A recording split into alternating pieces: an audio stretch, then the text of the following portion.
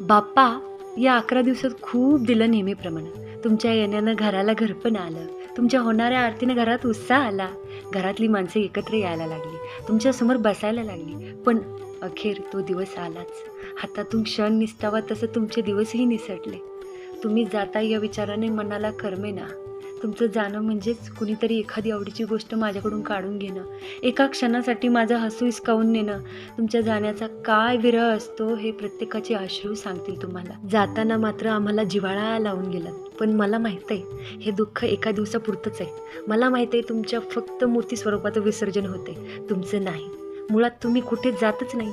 खरं तर तुम्ही असता पानाफुलात, चराचरात, माझ्या जीवाभावाच्या माणसात, थरथर त्या आशीर्वादांच्या हातात आणि कायमस्वरूपी वास असणाऱ्या देव्हाऱ्यात. फक्त एवढंच म्हणणं आहे तुम्हाला, सर्वांना सुखात ठेवा आणि पुढच्या वर्षी येताना लवकर या. वाट पाहीन मी तुमची.